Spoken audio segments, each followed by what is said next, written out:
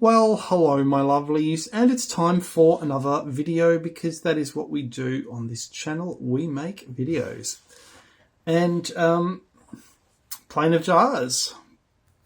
Some facts first on the plane of jars. It has many of these stone jars, and they seem to be carved from all sorts of stones, all rocks. We don't know what they are. When are they from? They're from about the time of Christ on average, 500 BC to 500 AD. There's 2,100 of them. They're mainly in 3 different sites on a plateau. The area is dangerous to explore because of unexploded ordnance from the secret war in the Vietnam War. They were discovered in the 19th century. They're at a river system junction between 2 historical ancient kingdoms. And there's thousands of jars up to 10 feet tall in 90 different sites. They have some zigzag motifs on them. I believe the zigzag motif is megalithic. 2,100 of them in 31 shapes. Some have lids. At site number 3, we have 150 on a hilltop.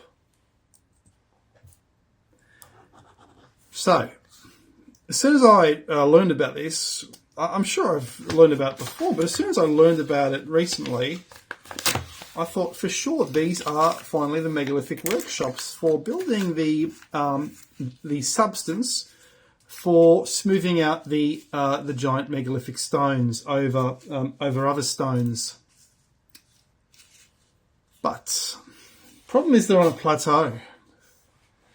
Now either that's a problem or that's not a problem, because in Peru megalithic buildings are also on well, pretty much the whole country is plateau, isn't it? But but in places like Peru, you will have lots of work done on plateaus.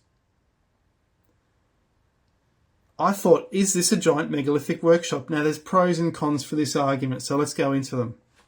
Let's, for starters, have a look at some of what's going on here. And really, it does look like a giant jar. It almost looks like something for like a furnace with a practical use. But then again, how would you pour it out? It's a bit strange, isn't it? It's not that practical at all. It's more for viewing or for something, but why? Plane of jars on the plateau. And in central layer. And some of them have lids. Amazing that they have a lid on them just from carved stone. Why would you do it? It's absolutely incredible. And yeah, I was thinking, are they megalithic workshops? UNESCO website. What is going on, people? What is happening here? You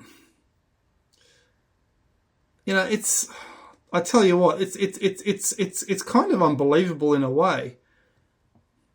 So I thought, is this a workshop for finally that we found it for making megalithic materials, chemicals? But it may not be.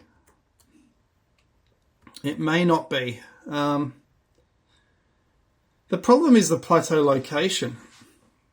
Now that may or may not be a problem. If you're building megalithic structures on a plateau because, say, it's an ancient monastery or something like that, or something which belongs on a hill, yes, you'd want your workshop to be there. But the problem is these hills have always been places of ceremony, places of wisdom. And for that reason, this could again be something ceremonial rather than practical, unfortunately. Simply the plateau location. And these jars, they have round entrances. Were they inhumations? Were they for cremations? What's going on? It's certainly a possibility.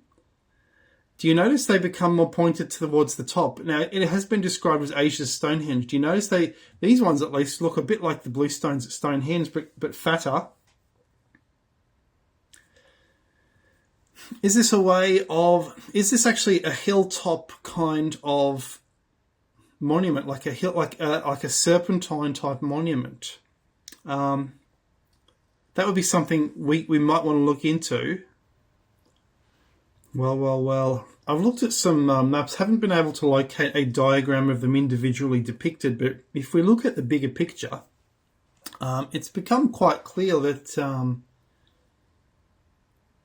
yeah, they are. It seems they are aligned. And what do you think? I think straight away of Karnak. Karnak, we've discovered they are gigantic serpent alignments at Karnak. I believe Karn is Tooth. And from this we have they're shaped like teeth sticking out of the ground of the rainbow serpent. They're pointing up towards the crest of that hill over there. Were they seen as teeth of the rainbow serpent and therefore holy, and therefore you want to be reincarnated, you put the ashes into the bowls on the hill. I think that might be that might have something to do with what these are for. This is, and it reminds me a lot of Avebury as well. On a hilltop, what you will have was these stones in alignments in the form of a gigantic rainbow serpent on both sides, stretching across the landscape. And of course, that was in the centre of the Matthew Paris map, as we've discovered. Just incredible. This is very interesting. I think that might be what they're for. So I'm not liking the megalithic workshop theory anymore. I'm now going for the rainbow serpent on the hilltop. It's another Mullumbimby. It's another serpent mound.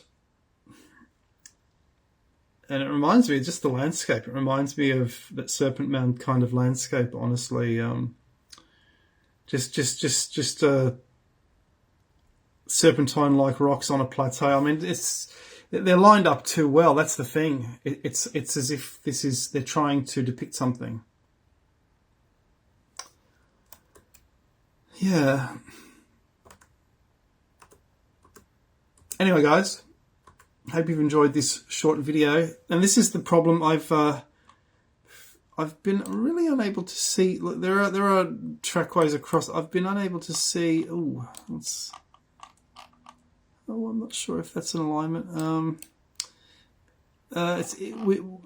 We can't really see the individual sites here. It's a bit. It's a little bit problematic. Plain of Jars site 3. Where are the jars? Show me the jars.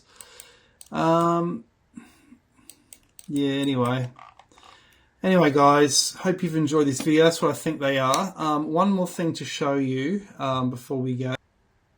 That, and this makes me also think that it was ceremonial. I recall my tour of Mycenae video, and they had to be buried. The burials of the kings of the 1500 BC at Mycenae, which does seem to be a kind of mountain-like, I reckon it's kind of a religious monastery which evolved into a city.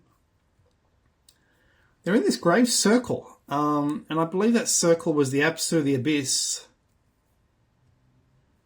going over from ancestral mythologies that we see at Göbekli Tepe, where we see the rocks coming out of the abyss, out of the little pool, because the abyss is in the Bible in Genesis as the deep waters, as we have deduced at the start of Genesis. We've deduced it's a kind of eclipse, and then there's the deep waters, which is also the moon, and therefore the grave circle. I can't stop that. I have tried to stop that. I cannot stop that, guys. I've done everything that AI suggests. I can't stop it. But Windows 10 won't last much longer, right? So therefore the circular tops of these jars, the Greek version or pre-Greek version would be, Greek's, by the way, have you noticed? It's named after Croats. Greek.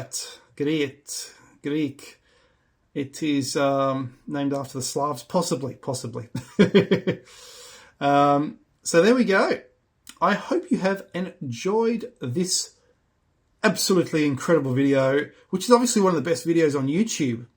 And people are knocking on my door right now, and they're saying, Charlie, that is the best video I've ever seen. So cheerio, guys. Have a good one.